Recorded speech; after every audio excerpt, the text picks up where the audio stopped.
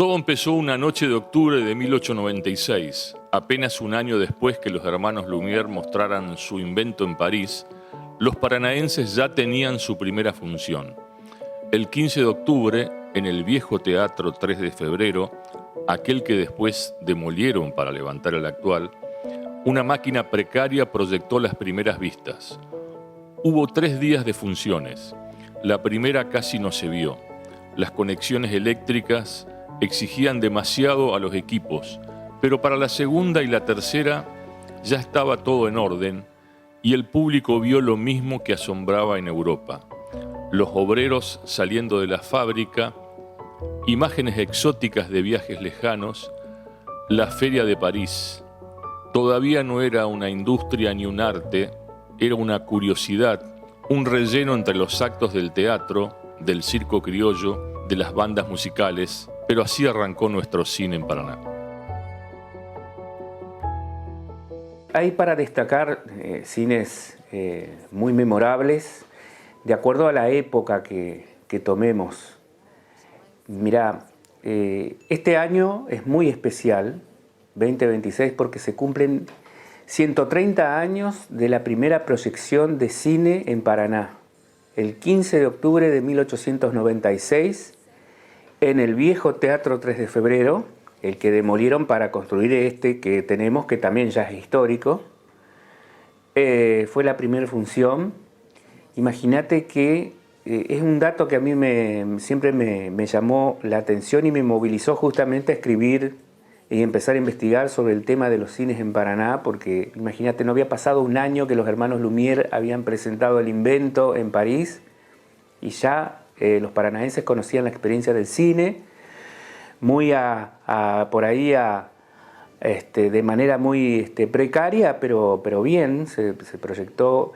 En esa semana hubo 3 días de función, con unas conexiones eléctricas, digamos, que por ahí le exigían demasiado a los equipos y que en la primera no se vio muy bien, después ya en la segunda y en la tercera pudieron acomodar un poco ese tema, ¿no? Básicamente la gente vio lo que vio en París, o sea, esas vistas de los hermanos Lumière, de los obreros saliendo de la fábrica, esas imágenes exóticas de un viaje a Japón, la feria de París, ese tipo de vistas. O sea, todavía no hablábamos de un cine con argumento ni con guión, no había lugares de proyección, era un invento / experimento en ese entonces. Paraná siempre siguió la tendencia nacional, digamos, a partir de la llegada del invento del cine de los hermanos Lumière. Prácticamente el cine, a los pocos años de presentarse en Francia, ya estaba presentándose en Buenos Aires. Así que Paraná, de alguna manera, hablando de Paraná, ¿viste? Porque podríamos hablar también de Entre Ríos, pero de Paraná era como un epicentro donde generalmente se podía empezar a visualizar las primeras máquinas, digamos, de proyección, que eran obviamente, como todos sabemos, era cine a manivela, con películas muy cortitas, de apenas segundos, que era como una manera de mostrar lo que se llamaba las famosas vistas. Y yo siempre hago una comparación, porque para que lo entienda sobre todo la generación de gente joven, que el cine en sus comienzos, cuando empezó como invento, más allá de considerarlo los hermanos Lumière, que lo consideraban un invento de feria, de circo, ¿viste? Pensaban que no tenía un uso artístico ni que iba a tener ninguna trascendencia, cosa que Méliès después se reía cuando le compró la máquina e hizo todas las producciones que hizo, Georges Méliès con sus producciones fantásticas, que fue un poco el que empezó a armar el cine, dramatizar el cine y hacer como unas pequeñas películas e historias. Pero el cine, como para que nosotros entendamos, ¿se acuerdan cuando era el Mundial del año 78? Todos los bares tenían que tener, llamémosle, un televisor para poder ver los partidos, porque si no la gente dejaba de ir al bar, se quedaba en su casa a ver el Mundial. Entonces con el cine pasó algo muchísimo antes, que fue los bares y las confiterías principales de cada ciudad empezaron a presentar el tema del cine como un aditamento al producto que vendían, que era decir, bueno, salgan a comer. Entonces acá hubo cosas muy graciosas porque, digamos, el cine nace prácticamente acá a poquitos metros de donde estamos grabando en este momento, que fue el Cine Rodrigo, que fue una de las primeras salas, llamémosle comerciales, entre comillas, que era de este Rodrigo, que era un señor que tenía acá donde sería hoy el banco de la provincia de Entre Ríos, el Versa. Ahí tenía su primer cine porque tenía su lugar donde la gente venía a comer y se hacían reuniones, tenía así como para jugar a las cartas. Y ahí la primera comisión de damas, señoras de la alta sociedad entrerriana, fueron las que decidieron un día empezar a usar como proyección una película para hacer como un elemento para el hospital de niños que estaba en su momento necesitando de su asistencia. Yo vine a vivir a Paraná me trajeron en el año 57, por ahí, porque vivíamos en Comodoro Rivadavia, pero mi papá era de acá. Y lo que recuerdo era, siendo chico, los sábados al Cine Mayo. Al Cine Mayo porque eran las series, les pasaban El Gordo, el Flaco, Carlito Chaplin, películas viejísimas, pero las pasaban y después venían las series, las películas de cowboy y todas esas cosas que todos los chicos íbamos a mirar. Lo que sí me acuerdo, y a raíz de esto, que vos esta charla, me puse a pensar que cuando nos mandaban al cine, nos mandaban bien vestiditos. No era nada de andar a que te criaste, era bien vestido. O sea, para la época, el pulovercito, los pantaloncitos cortos, los zapatitos, nada de venir así nomás. Ese es mi primer recuerdo. Y después, para ver más adelante, existían, bueno, los cines, aparte del Mayo, el Teatro daba cine, el Selec, el Rec, eran los visibles. Después estaban los clase B, el Ideal y el Sáenz Peña.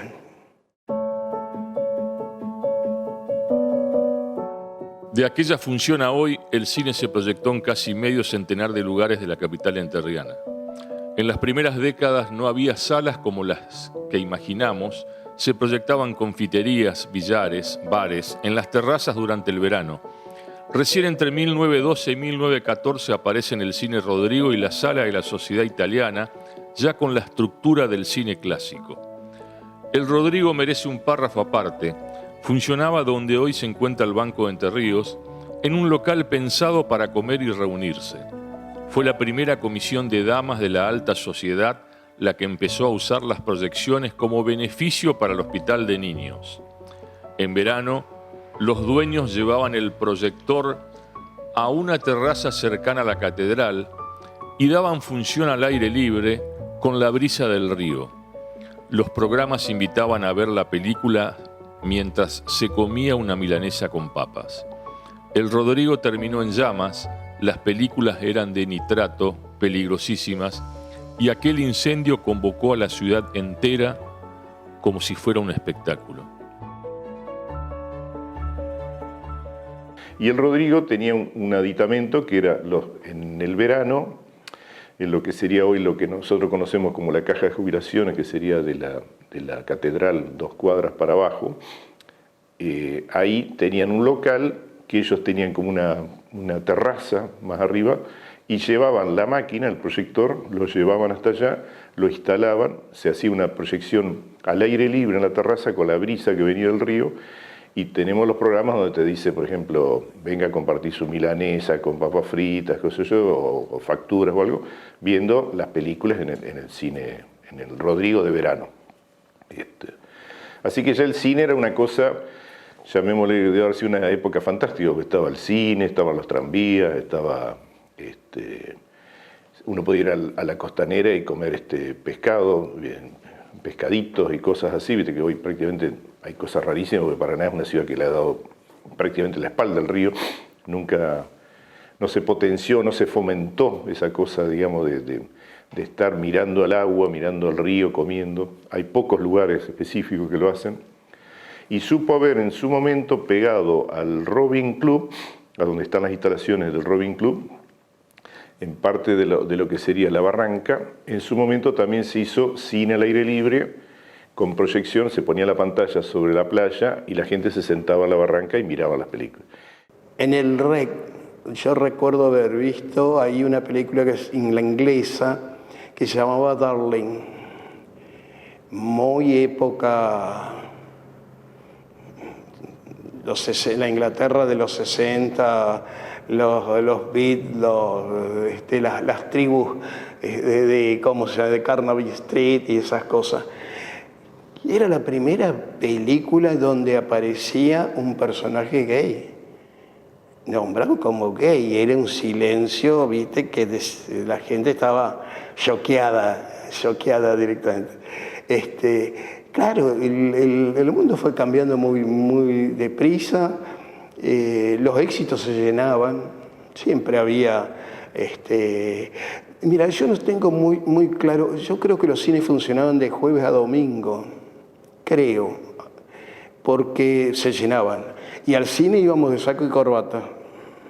Eso sí, me acuerdo. Después, fines de los 60, desaparece.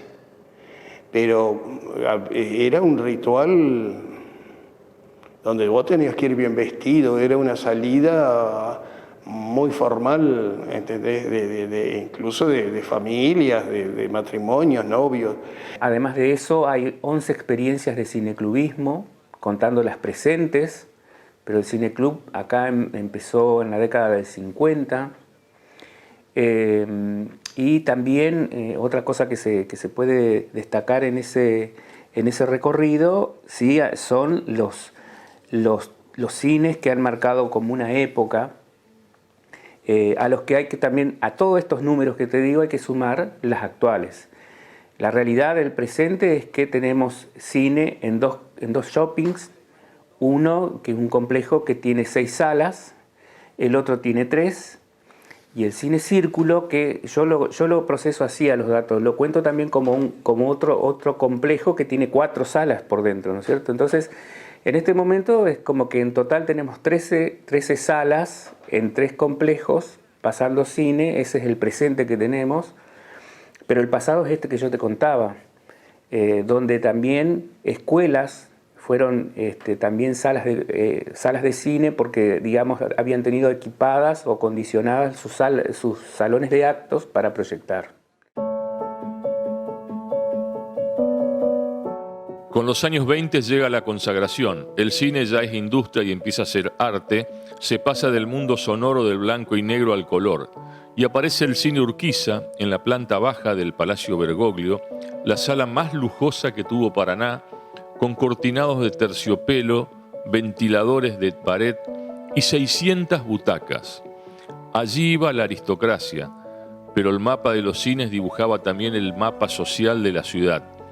Salas para la élite, salas para la clase media, el Mayo, el Rex, y cines de los márgenes como el Babio o el Crobeto por la zona de las 5 esquinas, cuando eso era todavía borde de quintas. Paraná llegó a tener, siguiendo un poco la línea de lo que me estabas preguntando, en su momento más de 17 o 18 salas, llamémosles comerciales, y otras salas que eran puramente culturales y salas que también funcionaban dentro de las escuelas. Era como una metodología llamémosle, era una manera de hacer caja rápida para poder sostener problemas que tenían a veces con gente que tenían chicos pupilos o gente con eso. Es decir, por ejemplo, uno de los casos más famosos fue el Cine Alice, que es donde está el Colegio del Cristo Redentor, que actualmente hasta las máquinas existen todavía, pues eso fue una donación de una mujer que se llamaba Alice, el apellido te lo debo, después voy a ver si lo encuentro, que era una mujer de origen belga, que se interesó, digamos, por el tema de la gente de la escuela esta, que la llaman las monjas y le dicen que ellas necesitaban, porque tenían pupilas en esa época. Ellos le compraban a su marido, que tenía una fábrica de sábanas y cobijas para cama, y entonces le contaron de la necesidad que tenían, de ayuda. Entonces Alice hizo un gesto y les donó, tuvo una cabina de proyección completa y le dio toda la plata para hacer toda la estructura del cine. La última generación de los cines, estos que están muy ligados todavía a los afectos de los paranaenses, porque todavía está la generación que los conoció, que los vivió, tiene recuerdos familiares de los amigos, de los paseos al centro, porque venir al centro era todo un acontecimiento, ponerse la mejor ropa, bueno, tener también algunas monedas ahí para comprarse algo en el kiosco del mismo cine, venir con amigos o venir con algún familiar que te traía, incluso a veces venir al cine era el regalo de cumpleaños.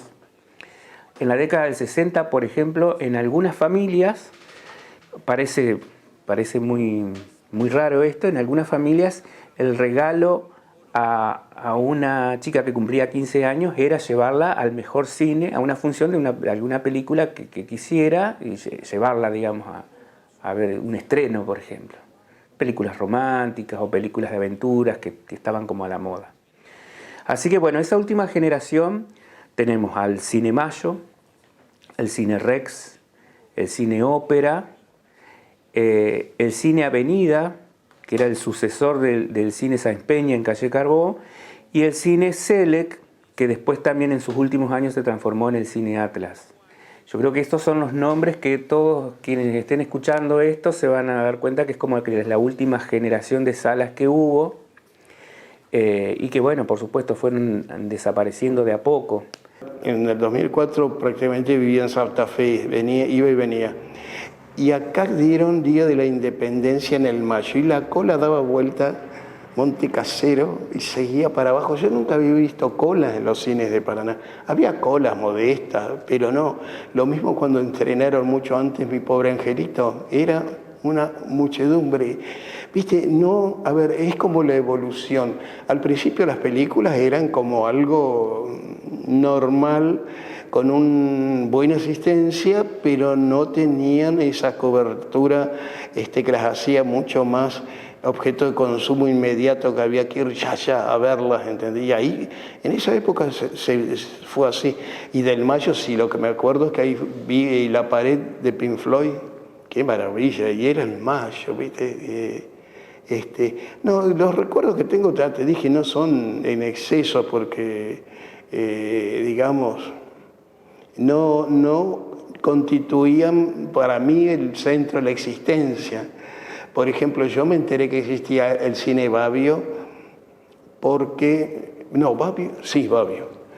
Porque yo tengo un amigo que es Alfredo Godoy Wilson, que vivía a media cuadra. Te estoy hablando cuando nosotros teníamos 20, 30 años. Él me dijo, bueno, ¿sabía que existía un cine? No, sí, yo estaba a media cuadra en mi casa. Nunca me enteré que existió el cine Babio, por ejemplo. El cine se metió en todas partes. En las escuelas religiosas funcionaron salas propias, el Alice, en el Cristo Redentor, nacido de la donación de una mujer belga que costeó la cabina completa, el Don Bosco, el La Salle, el Pancho Ramírez de la Escuela Hogar. Programaban cine familiar, sin estrenos, y se llenaban igual. Hubo hasta un autocine breve de un par de veranos a la moda de Buenos Aires. Se llegaba en auto y se sintonizaba el sonido por la radio. Fueron los años de oro. A fines de los 60 y comienzos de los 70 convivían cerca de 10 cines y entre comerciales, culturales y escolares la ciudad llegó a contar más de 15 salas. Ir al cine era un ritual. Había que vestirse bien, saco y corbata o el mejor vestido, pasar por la peluquería, salir en pareja o en familia. Alrededor de cada sala latía una vida entera. Los restaurantes vecinos, la Casona junto al Ópera, el Luisito junto al Selec, el chocolatinero, el acomodador, el proyectorista. Antes de cada película llegaba el noticiero, única ventana audiovisual a lo que pasaba en el mundo. Los martes era el día Fémina, los sábados la trasnoche a la medianoche y media. Desde la cabina se veía a la gente levantarse antes de finalizar la función, desesperada por no perder el ómnibus. En los 80 y 90, digamos que para mí fue el tránsito entre la infancia, la preadolescencia y la adolescencia. Las salas que solía frecuentar eran la Sala Mayo, frente a la Plaza Mayo. Esa más que nada. Y también el Rex iba mucho, que es un cine que sobrevivió hasta hace poco tiempo, dando tumbos, pero llegó hasta la década del 20 del siglo XXI. Y el Cine Atlas también he ido alguna vez, que estaba en calle 9 de Julio.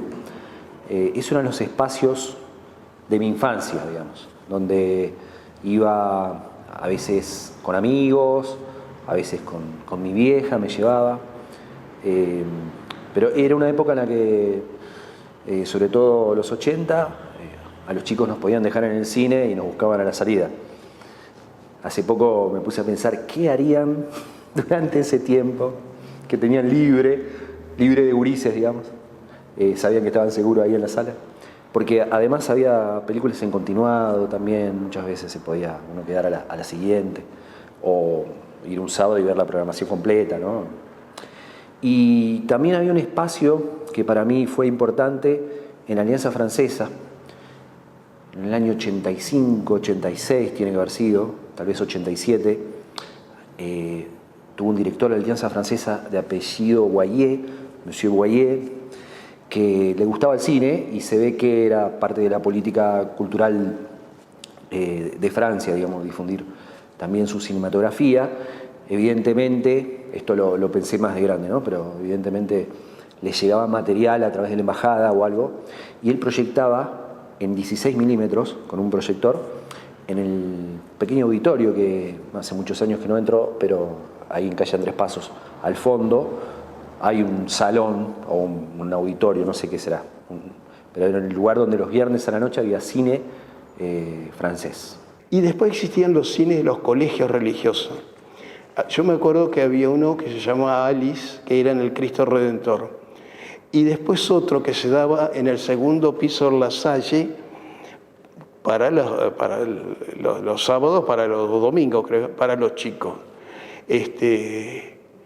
Yo hice mi primaria en el La Salle, pero yo jamás fui al cine. Ya con pensar subir la escalera ya te daba mala onda. Pero esos duraron, el de La Salle duró muy poco, eso sí me acuerdo. El Cine Alice no. Claro, el Cine Alice de alguna manera estaba en una zona que no tenía ese tipo de espectáculo y posiblemente para los vecinos era una cosa más accesible. Pero ya en esa época empezaba ya a decaer mucho el cine. Y cuando aparecen los videos, ya murió. La gente ya no iba, pulularon los videos en la ciudad en una manera increíble, había uno en cada esquina. Se empezaron el mayo se desaparece, el 3 de febrero dejó de dar cine.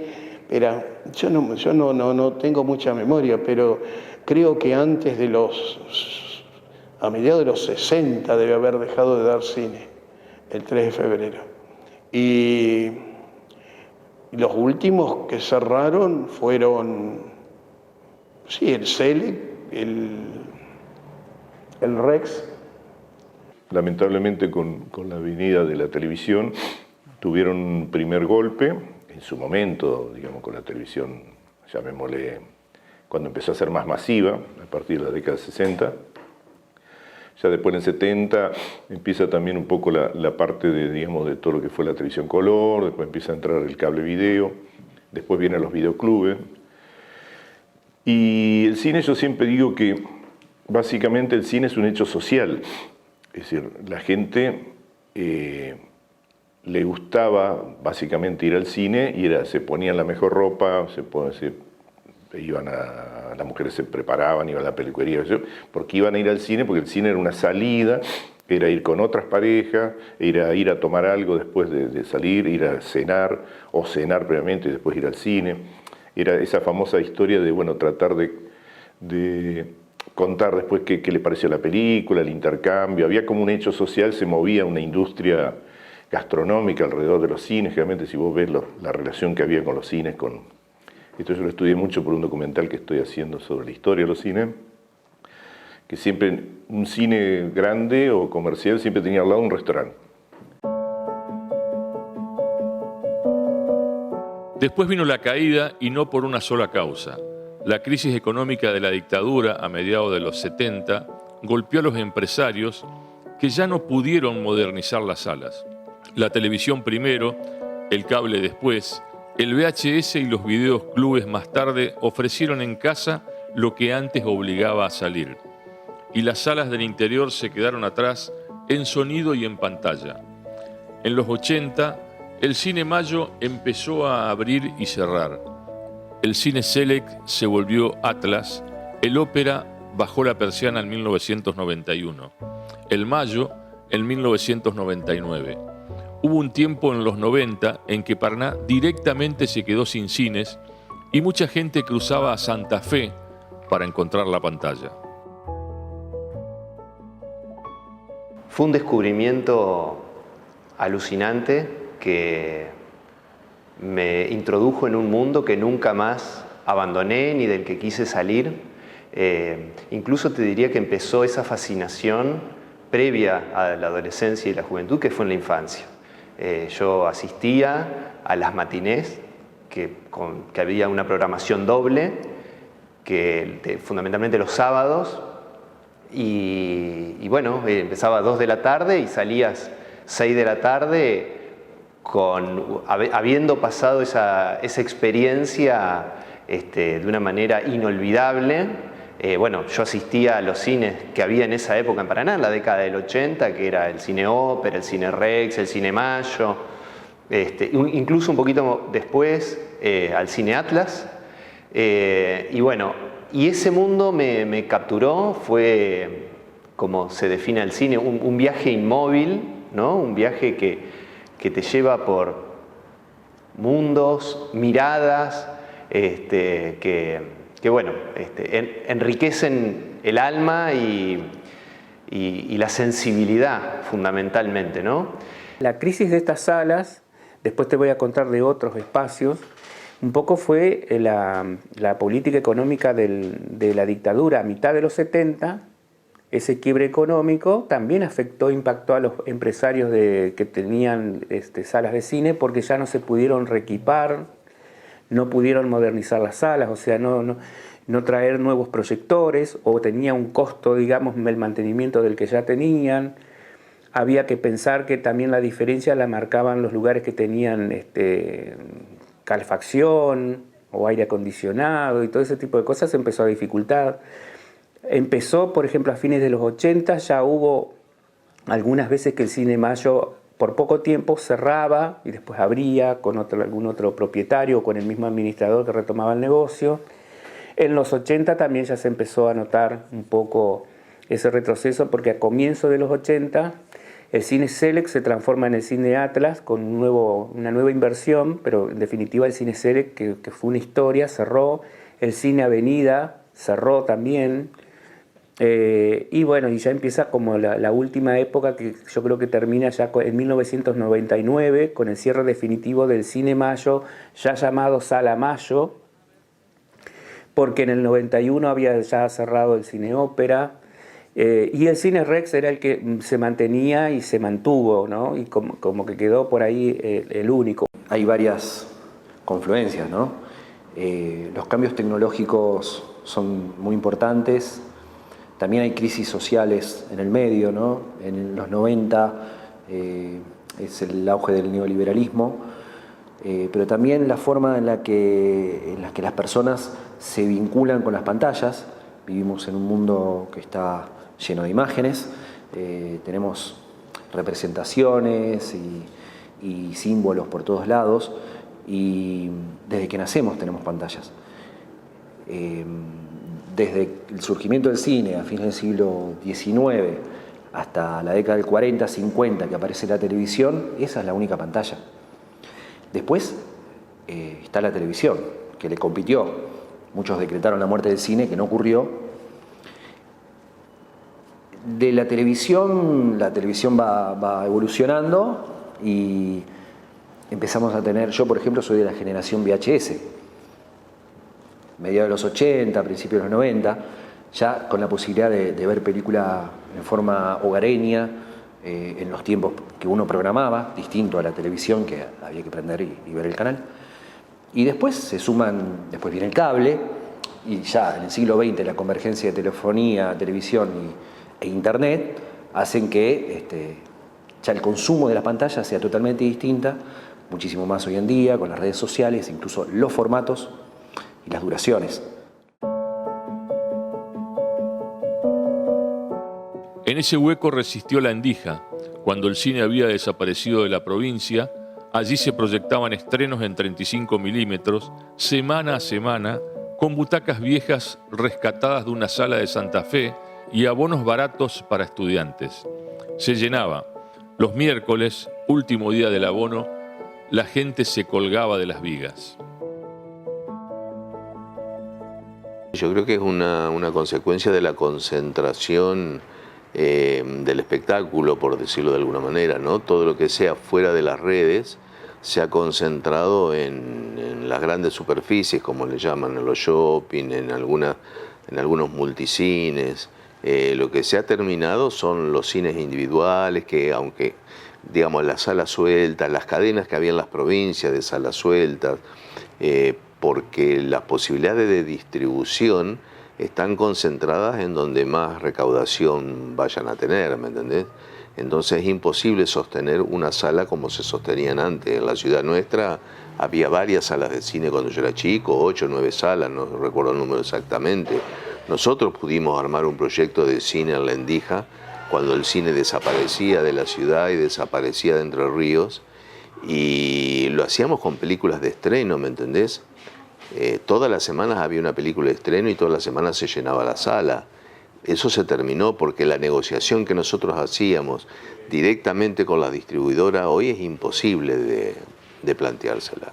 Se perdió como todo lo que los centros comerciales y el propio centro de la ciudad chupó, ¿no? El club de barrio es imposible sostenerlo ahora desde el punto de vista de lo que significaría su edificio, su superficie, su cuidado. Nosotros cuando éramos chicos íbamos al cine que estaba frente a la Placita Sáenz Peña, que era un cine de barrio para nosotros, o al Círculo mismo, que ese se mantiene el edificio. Bueno, yo el Babio no lo alcancé a conocer, pero cines céntricos había 1 o 2, nomás los demás estaban distribuidos en la ciudad. Lo que yo más o menos percibí por lo que fui estudiando del tema, lo que fue pasando fue, hubo un poco de varias cosas, digamos, varios factores que se fueron dando que fue llevando al cine. Es decir, el cine, sobre todo las salas del interior, en el caso de Paraná, no se tecnificaron lo suficientemente bien, entonces la gente empezó también como a tomar distancia, llamémosle, partamos del sonido, por ejemplo, viste que uno ya en su casa ya compraba un equipo de audio, que tenía un equipo que sonaba mejor, viste, más allá del combinado, y acá el cine se había quedado bastante atrás, entonces ya, viste, la gente, sobre todo la gente joven, cuando veía una película, algo decían, no, pero no se escucha bien, que yo, le faltaba como calidad en la parte tecnológica del sonido. Después también, algunas salas, digamos, no se jerarquizaron con respecto a las pantallas o el tamaño, y más allá que fue evolucionando el cine a partir de la incorporación de otras tecnologías, como el CinemaScope, que se necesitó hasta modificar el tamaño de las salas, porque se necesitaba una pantalla más ancha. Porque ir al cine implica, si bien uno es espectador o espectadora frente a la historia que va a ver, implica una actividad, es decir, hay que ser activos para eso, hay que salir del hogar, salir de la casa, encontrarse con otros, con otras que por ahí uno no conoce y compartir la oscuridad de una sala y la duración de la película, que no es menos de 1 hora y media. Entonces todo ese tiempo que hay que estar a disposición de una historia, hoy en día resulta más difícil tenerlo también. Y además esto, en la oscuridad de la sala, compartiendo con los demás las emociones que se transmite a través de una historia, y algo que hoy se ve mucho más que antes, que es incluso porque la diferencia con el consumo íntimo o privado, es de corrido la cosa. Uno va a ver la película y empieza y hay que estar ahí el tiempo que dura hasta que termina. En cambio, por streaming o on demand, digamos, uno la para, va al baño, se va a hacer un mate, no sé, la sigue al otro día. Y es una historia fragmentada. Es distinta la recepción que tenemos de ese mismo hecho. Y también impacto en las costumbres, ya la gente se ponía a ver en su casa. Y bueno, ¿y para qué ir a un cine en donde quizás ya estaba la sala venida menos, no tenía calefacción, la entrada era cara para teniendo en cuenta que por pocos pesos te alquilabas varias películas en un fin de semana, bueno, todo eso.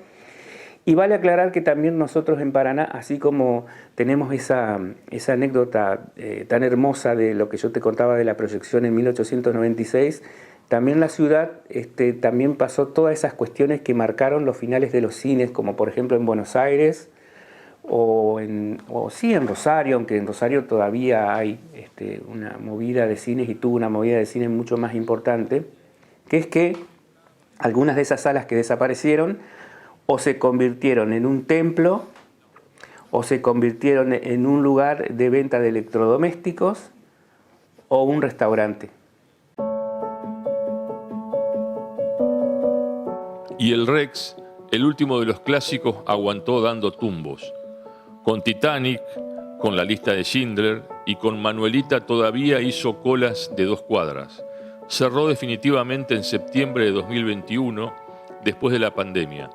En 2026, su frente quedó limpio. Ya no hay rastro del cartel que marcó una época. También hay que pensarlo porque tenían mayor poder de negociación con las distribuidoras. Entonces ahí estaba el punto. Sí, lo que ofrecían era interesante, por eso la gente iba. No iba solo porque estaban en el barrio, sino porque las películas valían la pena, ¿me entendés?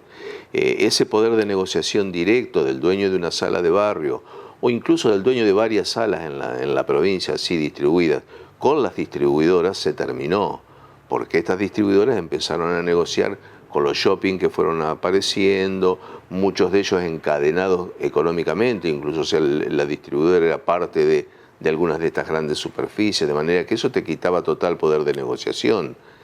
A mí me genera una emoción particular el hecho de estar en la sala oscura y que empiece la música introductoria de las películas, y eso ya me predispone de una manera que hace que sea tal vez mi momento y mi lugar favorito, ¿no? Y eso lo vengo trayendo desde esos momentos. Y los recuerdos son esos, de fascinación, de algo que superaba toda mi percepción, era algo que me conmovía, porque esto es lo que tiene el cine también, que es algo que evidentemente lo experimenté de manera muy temprana, que es un momento catártico, ¿no? en el que las emociones fluyen más libremente. Estaba el Cine Círculo que estaba a la vuelta de mi casa, sí se me acuerdo. Mira, el salón era plano, o sea, la perspectiva que tenía era la cabeza de enfrente. Todas las sillas eran de madera, no eran butacas con resortes como los otros. Y también era medio un cine donde te mandaban, ¿viste? Te mandaban a ver.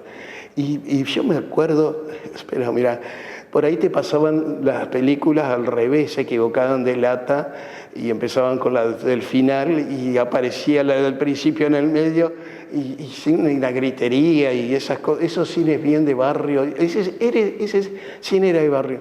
Y vos sabés que yo ahora me acuerdo de ese cine porque pero ojo que tenían buenas películas, no era que te pasaban rezagos. Había buenas películas, cuando veía la cartelera el Cine Círculo solía tener buenos títulos, o sea, entretenida, ¿viste? Entonces, chicos al cine, y después cuando sos adolescentes elegías, cuando adolescentes preferías el Rec o el Select porque sabías que había amigos y era más visible, digamos. Y creo que esa es la nueva forma que hay que aceptar de las salas de cine, que sean un complemento de otro espacio, como un atractivo de otro espacio. Es un cambio de época también, y es un cambio que también es el resultado de todos estos procesos que yo te decía. Está bueno esto que decís vos, todas las ciudades pasaron por estas cuestiones. La otra vuelta estaba viendo un aviso parece que de los décadas del 50, 60 de los cines de Rosario. Impresionante la cantidad de cines. Algunos rosarinos me han comentado que hasta 3 cines en el mismo barrio, cosas así, ¿no? Y acá nosotros tuvimos en la proporción que nos correspondía, fines de los 60 y comienzos de los 70, llegamos a tener 10 cines, un promedio de 10 cines. Imagínate, pensar Paraná, ahora si yo te digo, mira si tuviéramos 10 cines acá en Paraná, pero no las microsalas, sino 10 lugares como el Rex, como el Mayo, ¿no? En esa época también había otra oferta. Estaban las escuelas que tenían proyecciones de cine regularmente, digamos, tenían una cartelera y tenían un espacio que, como yo te decía, proyectores propios en el salón de actos. El Cine Alice del Cristo Redentor, el Colegio Don Bosco, el Colegio La Salle y la Escuela Hogar. También hay como bastante homogeneización en el tipo de historias que se presentan en esos lugares, porque es también una cuestión ideológica, económica de fondo, que es quienes manejan las cadenas de producción y distribución de esas historias. En ese sentido es bastante acotado lo que podemos llegar a ver en esos lugares también, a diferencia por ahí de otros espacios que también son sociales, comunitarios, compartidos, como son los ciclos o los cineclubes, que en esta ciudad hay varios, algunos con muchos años, donde en general se explora otra cinematografía que no es necesariamente la comercial o la que más gente lleva. Pero bueno, es como si uno entra a una librería y tuviese solamente 2 o 3 editoriales. Digamos, el mundo es ancho y la producción es enorme. Poder ver más de esa producción también es enriquecedor. La voy a ir a ver a Santa Fe, que en Santa Fe se ve mejor, y ahí empezaron a ingresar lo que fueron las cadenas de los shopping que traían esos cines más for export del norteamericano, en donde tenías la salida resuelta. Ibas a un shopping, veías una película, el chico comía una hamburguesa, era como un combo perfecto y era una salida. No dejaba de ser nuevamente la salida. Acá era como que se te complicaba más porque, digamos, tenías que ir al cine y de golpe después ir a otro restaurante. Entonces los shopping crecieron de una manera mucho más, era como más atractivo. Es decir, el shopping, vos le sacas el cine al shopping y no funciona. Digamos, es una clave que algunos también marcan que al cierto fracaso que tuvieron algunas experiencias acá con respecto al shopping, era como que, digamos, no tener esa cantidad de gente que vaya al cine y que no acompañe, digamos, al shopping. Es decir, entonces es como una cosa que no sabes si está el huevo o la gallina, que es lo primero. Pero normalmente vos tenés que tener como un combo donde vos decís, bueno, voy, paso un rato largo, lo entretengo, tengo el nene viste que está en los juegos, las cosas, mientras que vean la película. Hay matrimonios que dejan a los chicos viendo la película y se van a comer. Y hay algo que me parece que es interesante marcar, que en aquel momento los cines que existían tenían cada uno un perfil, pasaban un tipo de película, ¿no? Eso lo cuenta muy bien Claudio Cañete en sus libros. Hoy las carteleras de casi todos los cines son muy parecidas entre sí. No hay esa diferenciación que podía haber en la programación que elegía cada cine, cada sala. Y sí, yo creo que como ha pasado en otros sectores productivos, económicos, comerciales, se ha transformado a partir de lo que se conoció en ese momento como la globalización, la concentración, la apertura de la economía y bueno, también repercutió no solo en las características de las salas, sino también en lo que se ve en esas salas. Hoy el cine sobrevive como complemento de otra cosa.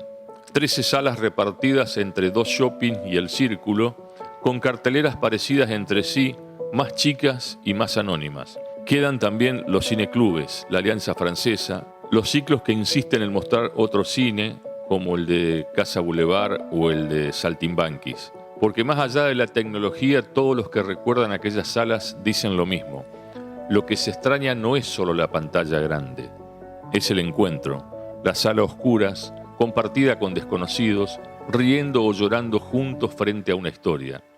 Eso, el hecho social, el cine como lugar de reunión, es lo que ninguna pantalla doméstica ha podido reemplazar. Tuvo que ver un poco el cambio de la sociedad más allá de lo que pasó a nivel, llamémosle, político, de lo que podría ser la década llamémosle, del golpe o algo así, que también cambiaron ciertos tipos de costumbres con respecto a la noche. Te acuerdas que había toques de queda, había cosas que, digamos, la gente también empezó a tomar distancia de ir a la noche. Después se modificó, cuando llegó en los 90, volvió un poco de ese apogeo por la nocturnidad y andar, digamos, vaciando y yendo película, pero la gente empezó también un poco la inseguridad, y era como un factor muy fuerte, porque también Paraná se expandió, Paraná creció, entonces la gente vivía en los barrios más lejos, entonces ya tenía otro costo, tenías que venir, que la noche.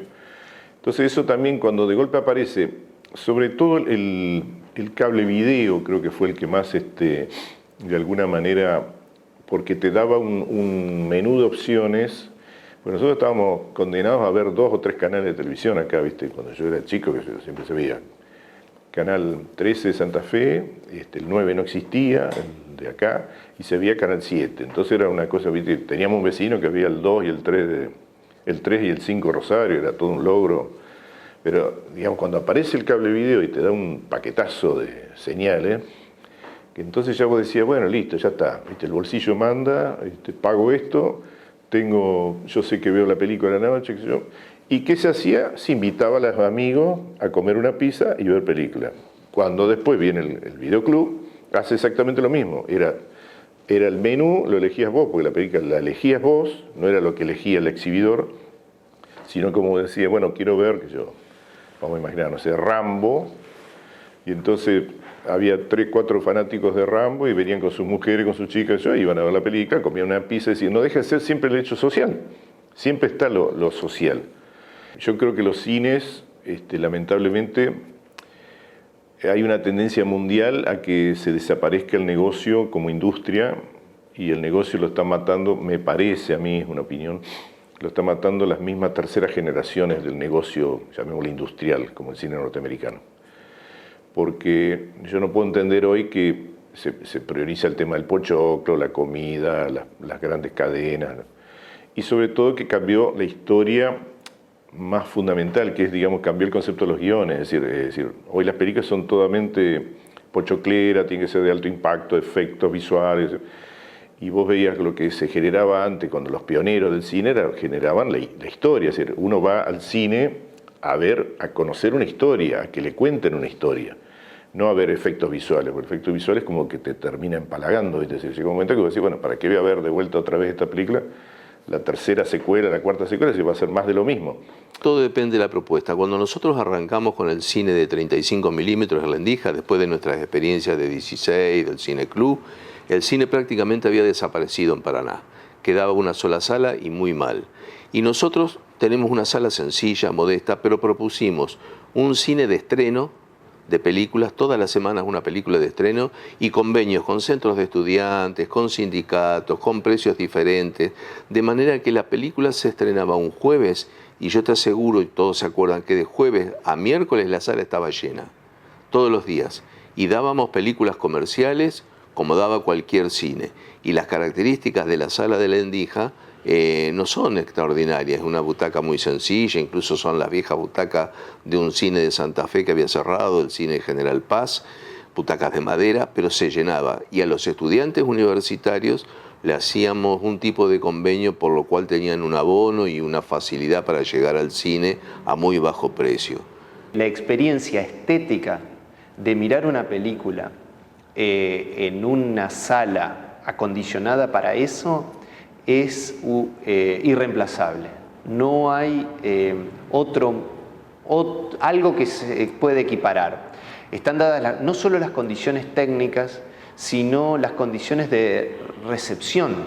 Porque uno, cuando entra en una sala de cine, es como que se suspende 2 horas la vida y entra como en un momento que no tiene otras distracciones, el celular en principio no interviene en otras distracciones. Uno dedica esas 2 horas a mirar una película y lo está haciendo con otros.